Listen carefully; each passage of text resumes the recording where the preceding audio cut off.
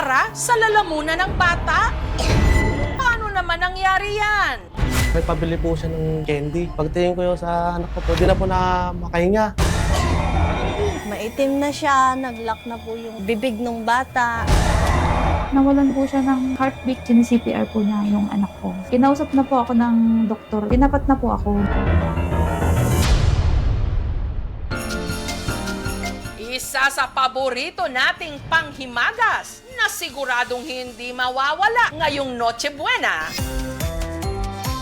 Leche flan. Creamy, hindi siya masyadong matamis. Pagtiyaga namin, lumago ng lumago. Ngayon po, kaya ko po kitain ng 6 digit po sa isang buwan. Para siyang leche plan po na maliit lang. Nang nilabas namin siya first day pa lang, almost sold out.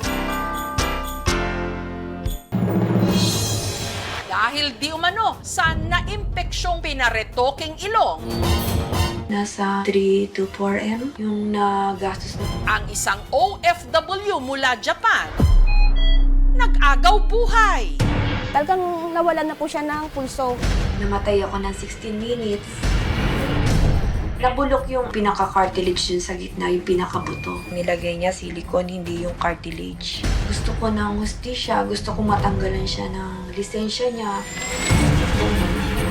Pagbayaran niya yung ginawa niya sa akin.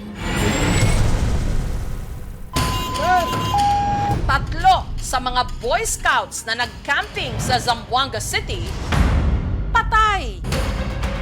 Nung ang kanilang tent tinamaan ng live wire at sila'y nakuryente. Lumipad talaga sila. Nakita ko talaga yung dugo. Naisip ko agad, bakit walang medic? Sino yung responsable? Pumunta ka agad kami sa ospital. Nanginginig talaga ako. Yakap-yakap ko siya.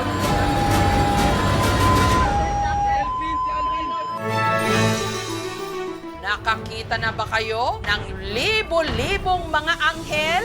Para higit na makilala yung Angel Festival, maabot to minsan ng mga nasa 900 to 1,000 plus na kabataan dressed in angels. Para sa pagtatangka ng San Rafael, Bulacan na masungkit ang Guinness World Record ng largest angel gathering in the whole world. For the duration of 1 minute, they have to keep on wearing those costumes and holding those candles. If there's more than 10% of disqualifications, the record itself will be disqualified as well. Kayang-kaya po ng bayan ng San Rafael na mabit po ang record at makuha po ang corona.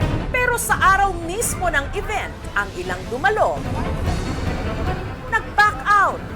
Ang tanong, magtagumpay pa kaya sila sa kanilang Guinness World attempt? Grabe yung buto sa bulkan sa Muas, Canlaon. Ang pagsabog ng Mount Canlaon sa Negros. Kala ko katapusan na ng mundo.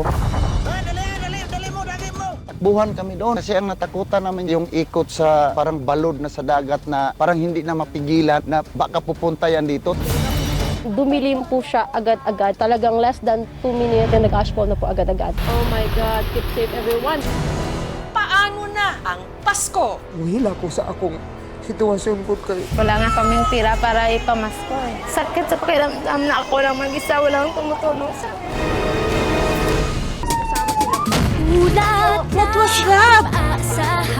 Ito ang Tacloban na dinatnan namin. Isang masamang panaginip. I survived! Ang ganda ng driver ko. Hindi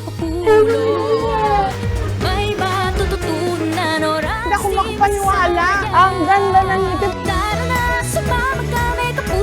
Ako po ang inyong kapuso. Pero so sweet. Mabuhay from the Philippines!